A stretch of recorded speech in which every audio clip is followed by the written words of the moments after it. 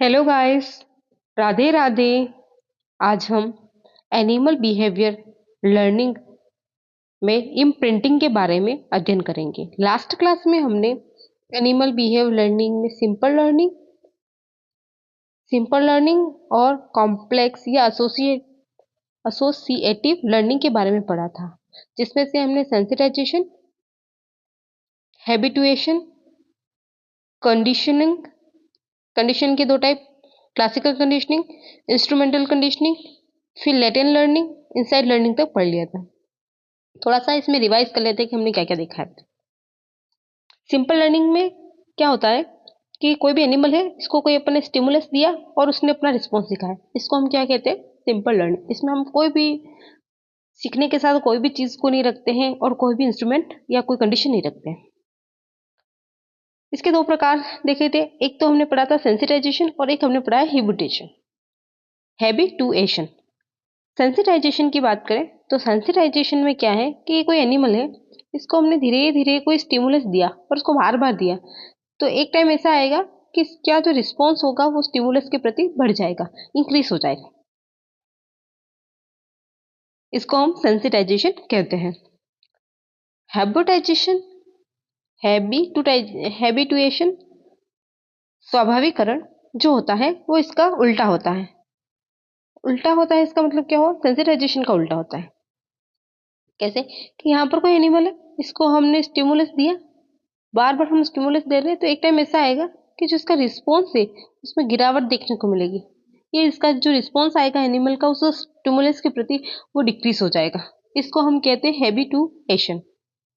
अब हम बात करते हैं कॉम्प्लेक्स और एसोसिएटिव लर्निंग का। नाम से पता है कॉम्प्लेक्स है थोड़ी सी लर्निंग, और कैसा है? एसोसिएटिव। एसोसिएटिव का मतलब होता है कि किसी चीज को साथ में रख के लर्निंग करवाई जा रही। वो दो चीजें हो सकती हैं, वो आगे कई प्रकार का हो सकता है। कंडीशनिंग हो सकती है, लेडन लर्निंग हो सकती है, इनसाइड लर्निंग हो सकती है और इम्प्रिंटिंग हो सकती है। अब बात करते हैं कंडीशनिंग की। कंडीशनिंग का मतलब होता है कोई कंडीशन रखना। ये आगे दो प्रकार का होता है, एक होता है क्लासिकल कंडीशनिंग और एक होता है इंस्ट्रूमेंटल कंडीशनिंग। क्लासिकल कंडीशनिंग के अंदर हम कोई स्थिति को रखते हैं कि इस स्थिति के अंदर इस तरह का रिस्पॉन्स देखने को मिलेगा, कोई ऐसी कंडीशन रख देते हैं कि ऐसा करने पर ही हमें ऐसा मिलेगा। जबकि इंस्ट्रूमेंटल लर्निंग के अंदर क्या होता है, कुछ ऐसा डिजाइन किया जाता है, कुछ इंस्ट्रूमेंट्स दिए जाते हैं जिनका अनुभव होने से क्या मिले, हमें रिस्पॉन्स देखने को मिले, और रिस्पॉन्स भी ऐसा देखने को मिले कि जिससे लर्निंग भी हो जाए, कुछ सीख के रिस्पॉन्स देखने को मिले, उसको हम इंस्ट्रूमेंटल कंडीशनिंग कहते हैं। क्लासिकल कंडीशनिंग के अंदर हमने पावलोव द्वारा दी गई थ्योरी का अध्ययन किया था, जिसको पावलियन कंडीशनिंग, क्लासिकल कंडीशनिंग भी कहते हैं, शास्त्रीय अनुबंधन का सिद्धांत भी कहा जाता है। इन्होंने कुत्ते पर प्रयोग किया था और बताया था कि किस तरह से घंटी बजाकर उसके अंदर लार को टपकाया जा सकता, मतलब घंटी के साथ कुत्ते का किस तरह से एसोसिएशन होता है, उसको दिखाया गया था। वही बात करें इंस्ट्रूमेंटल कंडीशनिंग की, तो यहाँ पर बिल्ली पर प्रयोग किया गया था और बिल्ली को किसी ऐसे पिंजरे में रखा गया था जहां से वो आर पार देख सकती है। पिंजरे के बाहर खाना को रखा गया था, अंदर बिल्ली को रखा गया था, और एक लीवर या फिर लूप लगाया गया था जिसको खींचकर बिल्ली को बाहर आकर वो भोजन को खा सके। तो ये जो लूप या लीवर जो रखा है वही क्या है? इंस्ट्रूमेंट है, जिसके जरिए वो बाहर आ सकती है और खाने को खा सकती है। तो इस तरह की जो लर्निंग होती है ट्रायल एंड एरर लर्निंग भी कहलाती है, और ये जो कंसेप्ट है वो थॉर्नडाइक नामक वैज्ञानिक ने दिया था। उसके बाद अपन आते हैं कि लेटेंट लर्निंग। लेटेंट लर्निंग वैसी लर्निंग होती है जो कि हमारे अंदर पहले से छुपी हुई होती, समय आने पर वो प्राणी को अंदर दिखाई देती है। ये जो लेटेंट लर्निंग होती है वो कंसंट्रेटेड होकर सोचने पर अपने को मिल जाती है। जैसे किसी चीज को करने के लिए हमें अचानक से उस प्रॉब्लम का सॉल्यूशन मिल जाए, क्योंकि उस प्रॉब्लम का सॉल्यूशन हम कहीं ना कहीं जानते, कहीं ना कहीं हमने पहले सीखा हुआ है, और वो बाद में ऐसी परिस्थिति आने पर शो हो जाती है, तो उसको अपन क्या कहते हैं? लेटेंट लर्निंग कहते हैं। जैसे कि दो चूहे लिए थे हमने, और एक चूहा जो था वो अनुभवी था और दूसरा चूहा जो था वो पहली बार भूलभुलैया में जा रहा था। जो पहला जो चूहा था वो भूलभुलैया से आसानी से बाहर निकल गया, जबकि जो दूसरा चूहा था उसको भूलभुलैया से निकलने में थोड़ा वक्त लगा। जिससे पता चलता है कि पहले चूहे को भूलभुलैया में जाकर उसमें से निकलने का अनुभव था, इसलिए वो जल्दी से निकल गया, मतलब सीखा हुआ ज्ञान उसके काम आया। वो उसके शरीर के अंदर कहीं छुपा हुआ था, जो कि बाद में ऐसी परिस्थिति आई, भूलभुलैया आई, तो उसके काम आ गया। और दूसरे वाले ने कभी पहले भूलभुलैया देखा नहीं था, तो उसको टाइम लगा उसको समझने में। वैसे ही हमारे एक और पढ़ा था हमने इनसाइट लर्निंग। इनसाइट लर्निंग के अंदर क्या था कि किसी भी चीज को देखकर उस प्रॉब्लम का सॉल्यूशन मिल जाता है। जैसे कि हमने चिंपैंजी वाला देखा था, बॉक्स को देखकर चिंपैंजी को पता चल गया कि इन बॉक्स के ऊपर बॉक्स को रखेंगे तो केले तक पहुंचा जा सकता है। चलिए आज हम इम्प्रिंटिंग के बारे में बात करते हैं। इम्प्रिंटिंग लर्निंग की एक बहुत ही इंपॉर्टेंट प्रोसेस है। यह एक निश्चित समय में होती है, एक टाइम में इम्प्रिंटिंग हो जाती है, उसके बाद नहीं हो पाती है। चलिए इसको हम अच्छे से पढ़ते हैं।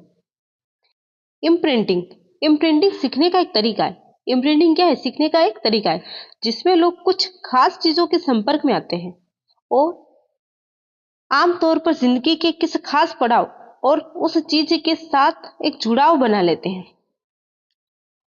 माना कि कोई एक प्राणी है या जो कोई व्यक्ति है, वो किसी दूसरी चीज के साथ लगाव रखता है, तो उसको हम क्या कह सकते हैं? इम्प्रिंटिंग कह सकते हैं। उसको हम इम्प्रिंटिंग इम्प्रिंटिंग कह सकते हैं। इसमें लोग कुछ खास चीजों के संपर्क में आते हैं, आमतौर पर जिंदगी के किसी खास पड़ाव पर और किसी चीज के साथ जुड़ाव बना लेते हैं। कहने का मतलब ये है, सीधा सा मतलब है कि कोई प्राणी जो है किसी दूसरे जीव के साथ या किसी दूसरी चीज के साथ लगाव उत्पन्न कर लेता है, उसको उस चीज से क्या हो जाए? लगाव हो जाए, तो उसे हम क्या कह सकते हैं? इम्प्रिंटिंग कह सकते हैं। उसे हम इम्प्रिंटिंग कह सकते हैं। दूसरे लोगों या चीजों के साथ लगाव पैदा होना इम्प्रिंटिंग माना जाता है। एक इथोलॉजिस्ट थे जिनका नाम था हेनरी रोथ।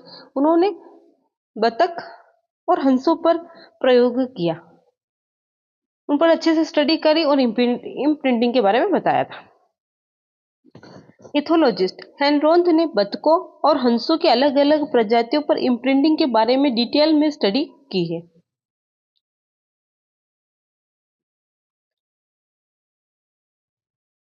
हेनरोथ ने बताया कि इंक्यूबेट किए गए जो बतख होते हैं, उनके अगर बच्चे हैं तो उन बच्चों को अपने माता पिता से ज्यादा उस व्यक्ति से लगाव हो जाता है जो उनको पहली बार छूता है या उस पहले बार उस व्यक्ति को देखते हैं।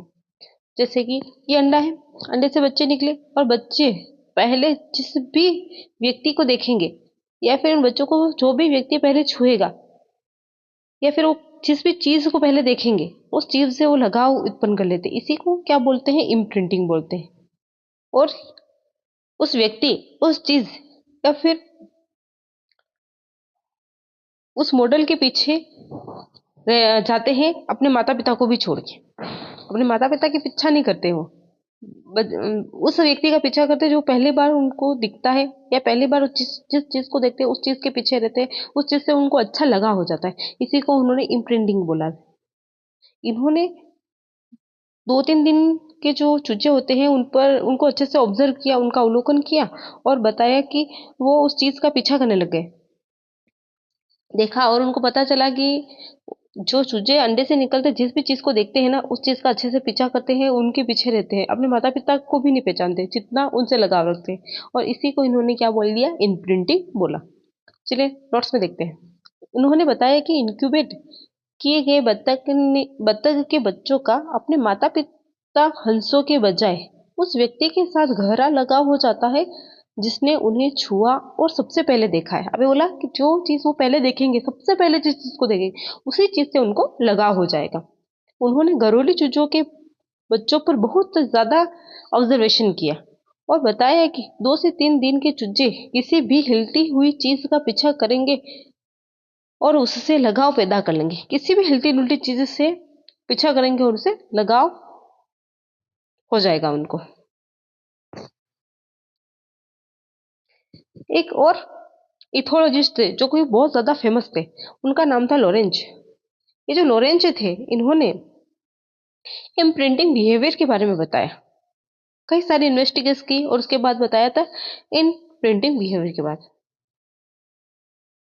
इन्होंने एक अपना प्रयोग भी किया था। इनके प्रयोग में इन्होंने क्या किया था कि अंडे से निकलते जैसे ही चूजा बाहर निकला, गीज का बच्चा या चूजा, तो उसको अपने जूते दिखा दिए। जूते दिखाए तो ये जो बत्तख के बच्चे थे, ये जो चूजे थे, ये लॉरेंस के पीछे चलते थे। जहां लॉरेंस जाता था, लॉरेंस के पीछे पीछे चलते थे। चलिए पढ़ते हैं। मशहूर इथोलॉजिस्ट लॉरेंस ने इम्प्रिंटिंग बिहेवियर के बारे में इन्वेस्टिगेशन की। उन्होंने कंफर्म किया कि माँ से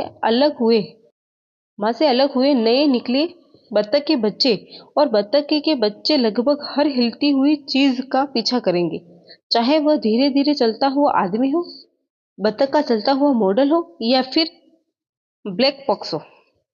अभी बताया था कोई भी चीज हो सकती है, कोई मॉडल हो सकता है या फिर कोई आदमी हो सकता है। वो हर उस चीज का पीछा करेंगे जिसको वो पहली बार देखते हैं। जैसे इनका एक स्वाभाविक लक्षण है कि ये माँ है। सबसे पहले अगर अंडे से बाहर चूजे निकलेंगे तो अपनी माँ का पीछा करेंगे। देखो माँ आगे चल रही और सारे जो चूजे हैं वो अपनी माँ के पीछे पीछे चल रही। ये मादा गीज है और मादा गीज के पास पीछे पीछे उसके चूजे चल रहे हैं। अगर इनको हम कुछ और दिखा देंगे तो उनका पीछा करेंगे, मादा गीज का पीछा नहीं करेंगे। इम्प्रिंटिंग जो होती है दो टाइप की हो सकती है। एक तो होती है फीलियल इम्प्रिंटिंग और एक होती है सेक्सुअल इम्प्रिंटिंग। फीलियल इम्प्रिंटिंग में माता पिता से लगा होता है, माता पिता से लगा होता है, और सेक्सुअल इम्प्रिंटिंग में अपने पार्टनर से लगा होता है। ये इसमें डिफरेंस है। चलिए पढ़ते हैं कि इम्प्रिंटिंग टाइप्स। इम्प्रिंटिंग आमतौर पर दो तरह से बांटा जा सकता है। इम्प्रिंटिंग को आमतौर से कितने तरीकों में बांटा जा सकता है? दो तरीकों में बांटा सकता है। एक तो है फीलियल इम्प्रिंटिंग और एक होती है सेक्सुअल इम्प्रिंटिंग। फीलियल इम्प्रिंटिंग और सेक्सुअल इम्प्रिंटिंग। फीलियल इम्प्रिंटिंग बच्चों और उनके माता पिता के बीच बनने वाले सोशल अटैचमेंट को फीलियल इम्प्रिंटिंग कहते हैं। यह लोगों के शुरुआती जीवन में होता है। आपने देखा होगा स्टार्टिंग में एक बच्चा जो होता है, ह्यूमंस का बच्चा, वो अपनी माँ से बहुत ज्यादा लगाव रखता है। तो ये जो माँ से बच्चे का लगाव है वो एक तरह की क्या है? फीलियल इम्प्रिंटिंग है। अब चलते हैं सेक्सुअल इम्प्रिंटिंग। जब कोई प्राणी अपने सेक्सुअल बिहेवियर को अपने सदस्यों या अपनी ही स्पीसीज के प्रति डायरेक्ट करना सीखता है तो इस प्रोसेस को सेक्सुअल इम्प्रिंटिंग कहते हैं। यह फीलियल इम्प्रिंटिंग के बाद होता है। जैसे एक गीस गीस के ही मेल से एक फीमेल गीस मेल गीच से ही सेक्सुअल बिहेवियर करेगी। एक बिल्ली दूसरी बिल्ली के साथ ही सेक्सुअल बिहेवियर करेगी। तो अपने ही सदस्यों के साथ क्या होता है? सेक्सुअल बिहेवियर देखने को मिलता है। उसी को हम सेक्सुअल इम्प्रिंटिंग कहते हैं।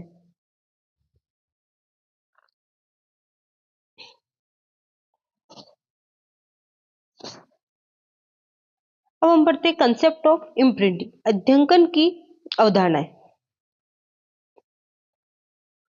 इम्प्रिंटिंग को हिंदी में अध्यंकन कहते हैं। इम्प्रिंटिंग को हिंदी में क्या बोलते हैं? अध्यंकन।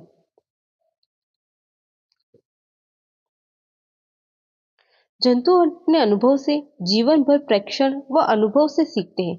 जंतु अनुभव से सीखते हैं और अपने जीवन भर जो भी वो प्रेक्षण करते हैं उनसे सीखते हैं। परंतु जंतु के जीवन की कुछ प्रावस्थाएं ऐसी होती है जिनकी किसी विशेष अधिगम प्रक्रम को सीखने की सुग्राह्यता अधिक होती है। जैसे कि अपने अभी गीज के बच्चों को देखा था कि एक दो दिन के गीज के बच्चे वो ज्यादा अच्छे से सीख लेते हैं, बहुत अधिक तरीके से। अपने जो भी चीज पहले देखेंगे ना उसको अच्छे से उसके साथ लगाव कर लेंगे। ये एक परिस्थिति होती है। बहुत से जंतु यहाँ तक कि मनुष्य भी ऐसे विशिष्ट काल से गुजरते हैं। जंतु के साथ साथ मनुष्य भी ऐसे विशिष्ट काल से गुजरते हैं, जबकि किसी अन्य समय की तुलना में कुछ अधिक अधिगम अनुभव कहीं अधिक महत्वपूर्ण होते हैं। इसका आशय है कि यदि किसी को इस काल के अलावा ठीक ऐसा ही अनुभव हो तो यह संभव है कि वह इसे जरा भी नहीं सीखेगा। अगर गीच का बच्चा बड़ा हो जाए उसके बाद हम उसको जूते दिखाएं या फिर कोई व्यक्ति मिले तो वो कभी भी उससे लगाव फील नहीं करेंगे। वो कब तक करेंगे लगाव फील? जब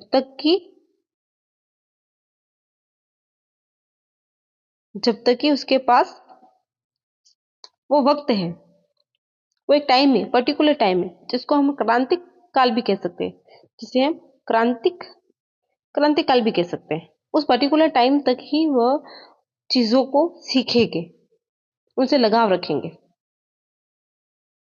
लॉरेंस नामक वैज्ञानिक आए थे 1935 के अंदर, और उन्होंने इम्प्रिंटिंग की पहचान की। अपनी एक बुक थी किंग सोलेमान्स रिंग में इसके बारे में लिखा था। सर्वप्रथम लॉरेंज 1935 में इस अधिगम प्रकार को पहचाना व इसे इम्प्रिंटिंग यानी अध्ययन नाम दिया। लॉरेंज ने अपनी पुस्तक किंग सोलेमान्स रिंग में अनेक रोचक वृत्तांत दिए हैं। लॉरेंज जो थे जंतुओं से बहुत स्नेह करते थे। उनके बाड़े में अनेक पालतू पशु रहते थे। वो राजहंसों, अभी मैंने था गीज, ग्रे लेग गीज के बहुत शौकीन थे। इसीलिए इन्होंने अपना प्रयोग जो था गीज पर ही किया था, जिस पर उन्होंने अनेक प्रयोग किए, जिनके कारण वह विश्व प्रसिद्ध हुए। लॉरेंज गीज के प्रयोग के लिए पूरे विश्व में प्रसिद्ध है। लॉरेंज का जंतु व्यवहार अध्ययन करने का तरीका अद्वितीय था। ये डायरेक्ट जंतु पे प्रयोग करते थे, ये एक अलग ही प्रकार था। प्रोफेसर लॉरेंज ने जिस प्रयोग की मैं बात कर रही थी वो यही है। प्रोफेसर लॉरेंज ने अंडे से ताजा निकले एक कौवे के चूजे को घोंसले से निकाला व पाला। इन्होंने क्या किया, अंडे से निकला एक कौवा था, उसको पाला और उसको अपने साथ रखा। जैसे ही प्रजनन काल आया तो ये जो कौवा था ना, इसने लॉरेंज के मुंह में कीड़े वगैरह डाले, उसको कीड़े खिलाए, अपनी चोंच में मसल कर कीड़ों को मार कर और फिर लॉरेंज को खिलाते। ऐसा व्यवहार कौवे तब करते हैं जब ये कोर्टशिप रिलेशनशिप बताते। ये कोर्टशिप रिलेशनशिप क्या होता है कि अपनी फीमेल को आकर्षित करने के लिए जो मेल होता है वो कई तरह के प्रणय करता है, और इन्हीं प्रणय को अपन क्या बोलते हैं, कोर्टशिप रिलेशनशिप बोलते हैं। ऐसा करना क्या कहलाता है, कोर्टशिप रिलेशनशिप कहलाता है। तो कोर्टशिप जो रिलेशनशिप होता है वो अपने प्रजनन काल में करते हैं अपनी फीमेल को आकर्षित करने के लिए। क्योंकि अंडे से निकला हुआ जो कौवा था वो लॉरेंज से बहुत आकर्षित था, इसलिए वो लॉरेंज के सामने प्रणय करता है और लॉरेंज को कीड़े को मार के खिला देता है। इससे पता चलता है कि अंडों ने सबसे पहले लॉरेंज को देखा और लॉरेंज से उनको क्या हो गई, इम्प्रिंटिंग हो गई, उसे इम्प्रिंटेड हो गए, वो अधिंकित हो गए और फिर उसके साथ वैसा ही व्यवहार कर रहे हैं जैसे वो अपनी दूसरी प्रजाति के सदस्य के साथ करते हैं। चलिए पढ़ लेते हैं इसको। प्रोफेसर लॉरेंज ने अंडे से ताजा निकले एक कौवे के चूजे को घोंसले से निकाला व पाला। उसने खुद पाला। यह चूजा लॉरेंज से अध्यंकित हो गया। अब वो क्या हो जाएगा, उसे इम्प्रिंटेड हो जाएगा। और जब प्रजनन का मौसम आया तो इनसे लॉरेंज के समक्ष प्रणय निवेदन किया। अभी मैंने बोला था ये प्रणय कोर्टशिप करते हैं, तो प्रणय निवेदन किया। उनके दांतों पर अपनी चोंच मारी। लॉरेंज के दांतों पर अपनी चोंच मारते मसल कर अपने लार में मिलाए कीड़े उन्हें खिला दिए। लार में मिलाए हुए कीड़ों को किसको खिला दिया, लॉरेंज को खिला दिया।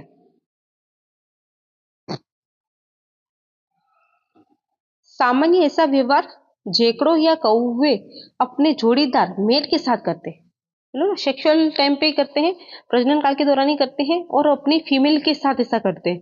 फीमेल को कीड़े खिलाते हैं, उसको भोजन देते हैं ताकि फीमेल क्या हो जाए, उनकी तरफ आकर्षित हो जाए। अनेक जंतुओं के जीवन में जन्म या अंडे से निकलने के तुरंत बाद एक काल शुरू होता है। जैसे जन्म होता है या फिर वो अंडे से बाहर निकलते हैं तब एक काल शुरू होता है। ये काल जाति के अनुसार होता है। वो कई दिनों तक हो सकता है, कई हफ्तों तक हो सकता है, कई महीनों या कई वर्षों तक का हो सकता है। और इस काल को हम क्या बोलते हैं, क्रिटिकल पीरियड के नाम से जानते हैं, क्रांतिक काल के नाम से जानते हैं। इस काल में इनमें इम्प्रिंटिंग की क्षमता देखने को मिलती है। इसी काल में इम्प्रिंटिंग हो सकते हैं, किसी से अध्यंकित हो सकते हैं। अनेक जंतु के जीवन में जन्म या अंडे से निकलने के तुरंत बाद एक काल शुरू होता है। यह काल जाति के अनुसार, अब होता है जाति के अनुसार, दिनों, हफ्तों, महीनों या वर्षों का हो सकता है। इस अवधि के दौरान, जिसे क्रांतिक काल या क्रिटिकल पीरियड कहा जाता है, ये अपने पालकों के पीछे चलकर उन्हें पहचानना सीखते हैं। साइंटिस्ट थे जिनका नाम क्या था, सुल्च, और इन्होंने क्या कहा था, ऐसे व्यवहार जो अंडों से निकल के तुरंत देखने को मिलता है, लगाव वाला इम्प्रिंटिंग वाला, उसको फीलियल इम्प्रिंटिंग बोला। और अगर ये जारी रहता है लंबे समय तक और फिर इनके वैक्स होने पर भी ये दिखाई दे, शो दे हो, तो उसको हम क्या कह सकते हैं, सेक्सुअल इम्प्रिंटिंग कह सकते हैं। क्योंकि जैसे ही प्रजनन काल आएगा तो वह उस इंसान से जिसके साथ उसका लगाव था उसके साथ सेक्सुअल बिहेवियर करने की भी कोशिश करेंगे, जैसे कि कौवे ने लॉरेंज के साथ किया था। सूर्य के अनुसार इसे संतानीय अध्ययन फीलियल इम्प्रिंटिंग कहते हैं। क्या कहते हैं? फीलियल इम्प्रिंटिंग कहते हैं। यदि यह पीछे घूमना निर्बाध रूप से जारी रहे तो यह अधिगम बाद में जंतु के वैक्स होने पर जोड़ीदार को पहचानने में भी काम आता है, जिसे लैंगिक अध्ययन सेक्सुअल इम्प्रिंटिंग कहते हैं।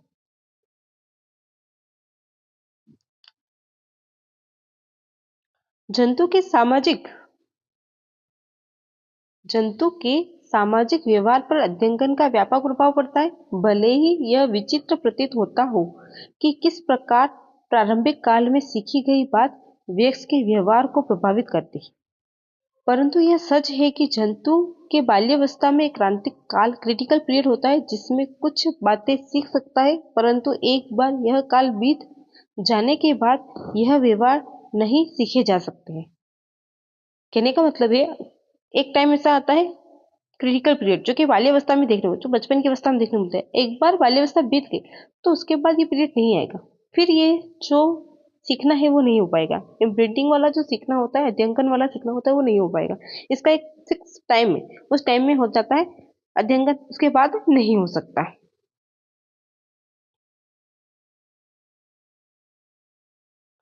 लॉरेंज ने देखा था कि अंडे से निकलने वाले चूजे अंडे से निकलने वाले जो चूजे हैं, चाहे वो मुर्गी के चूजे हो, चाहे वो बत्तख के चूजे हो, चाहे वो गीज के चूजे हो, अपने आसपास जो भी हिलती डुलती हुई चीज को देखेंगे, उस चीज का क्या करेंगे, पीछा करने लग जाएंगे, उस चीज के वो पीछे पीछे घूमने लग जाएंगे, चाहे वो अपन कोई मॉडल ही क्यों ना बना ले। जैसे लॉरेंस ने खुद किया था, गीज के बच्चों को अपने जूते दिखाए और तो गीज के जो बच्चे थे वो लॉरेंस के पीछे पीछे घूम रहे थे। कॉन्ट्रेट लॉरेंस ने देखा कि अंडे से निकले आत्मनिर्भर चूजे, जैसे मुर्गी व बत्तख के चूजे, जो अंडों से निकलते ही चल फिर लेते हैं, जिस चलती फिरती चीज को देखते हैं उसी के पीछे चल देते हैं। सामान्यतः यह उनके पालक पेरेंट ही होते, परंतु उष्मायित इनक्यूबेटर में से गए चूजों के लिए मनुष्य भी हो सकते हैं।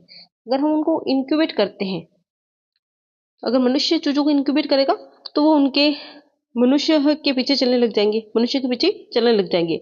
और बाकी माता पिता इंक्यूबेट करते हैं तो माता पिता के पीछे चलने लग जाते हैं। जैसे कि यहाँ पे लॉरेंज लॉरेंज ने अपने जूते दिखा दी, काले काले जूते पहनता था लॉरेंज, और इंक्यूबेट किया बच्चों को, गीस के बच्चों को, और गीस के बच्चों ने क्या किया, लॉरेंज के जूते देखे। अब वो लॉरेंज जिधर भी जाता था, पार्क में चाहे कहीं पे भी घूमता था, तो ये गीस के जो चूजे थे वो लॉरेंज के पीछे पीछे ऐसे तरह से घूमते रहते थे। ये दिख रहा है कि यहाँ पर लॉरेंज के पीछे पीछे लॉरेंज चल रहा है, जूतों को देखकर ये चीज के जो बच्चे हैं वो लॉरेंज के पीछे पीछे घूम रहे हैं। यदि बत्तख के चूजे चलने की शुरुआत मनुष्य के पीछे करें, जैसे कि भी लॉरेंस के पीछे करे थे, तो ये जीवन भर वैक्स बत्तखों के पीछे चलने के बजाय मनुष्य के पीछे चलना जारी रखेंगे। इसके अलावा वे ऐसे व्यवहार करते हैं मानो मनुष्य उन्हीं की जाति के हो। ऐसे पक्षी मनुष्य को जोड़ीदार मानकर उनके साथ प्रणय भी कर सकते हैं। मतलब पहले तो उनके पीछे पीछे चलते हैं और बाद में उनको अपना मेटिंग पार्टनर मान के उनके साथ सेक्सुअल बिहेवियर भी कर सकते हैं,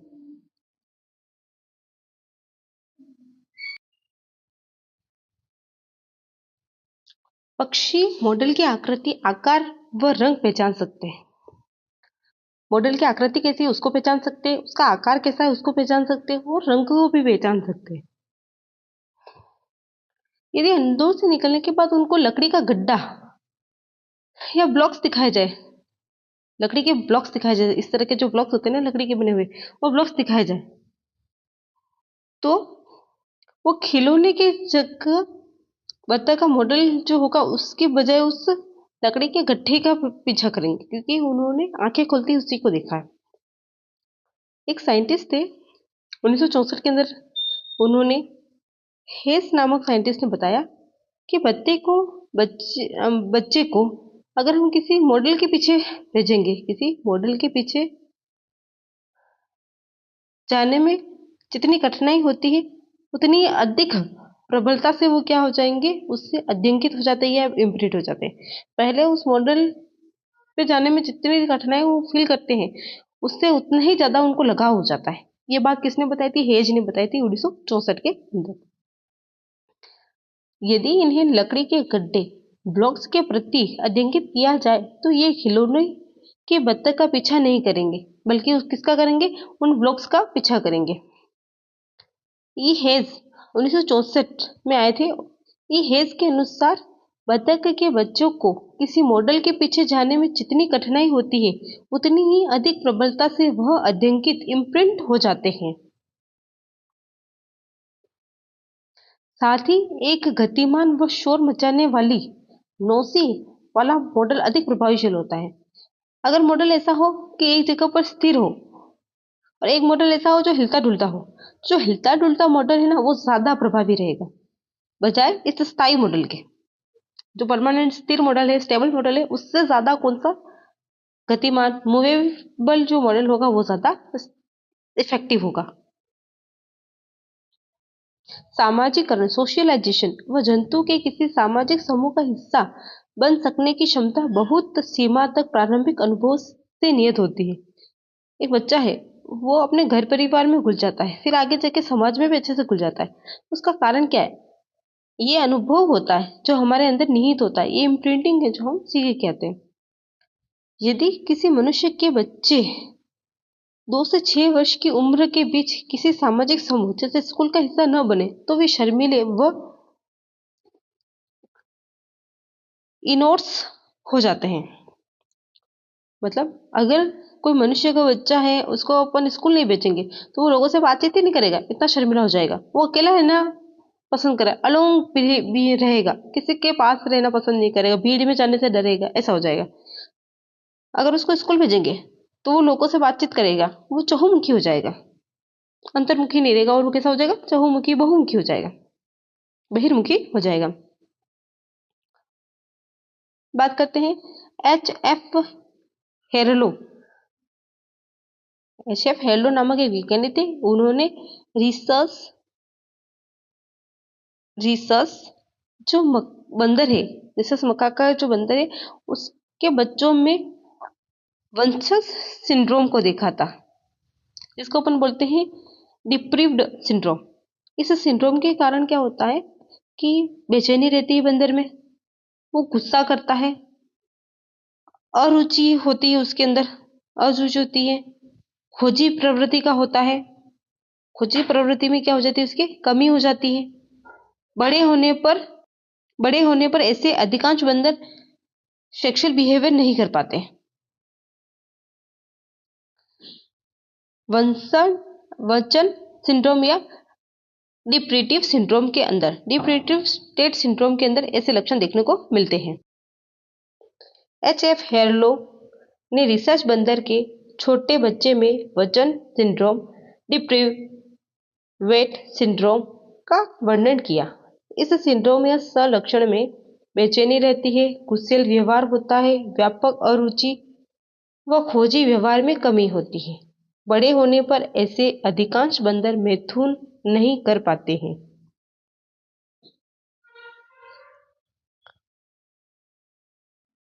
लोरेंज के अनुसार जो अध्ययन होता है, जो इम्प्रिंटिंग होती है, वो अद्वितीय प्रकार का अधिगम है।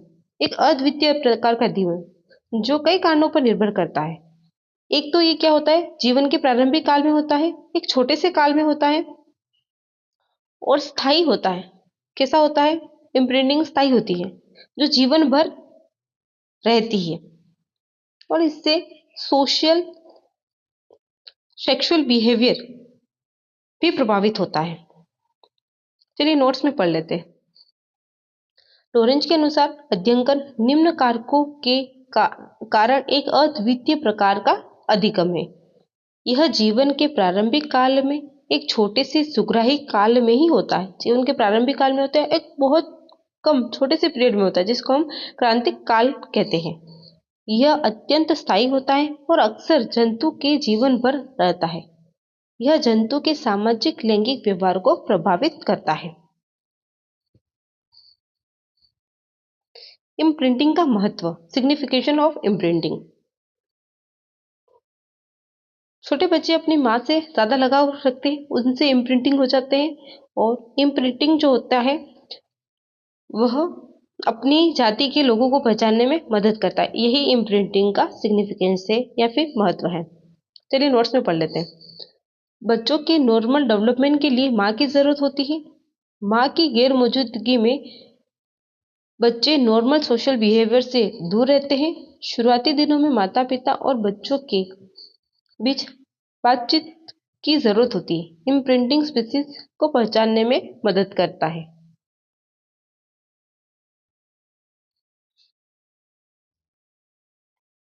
थैंक यू फॉर वॉचिंग ये वीडियो। अगर आपको मेरी क्लासें अच्छी लगती हैं तो वीडियो को लाइक करें, शेयर करें और चैनल को सब्सक्राइब करें। बेल आइकन को टच करें ताकि मेरी हर नई वीडियो का नोटिफिकेशन आपको मिलता रहे। मिलते हैं इसी नेक्स्ट वीडियो।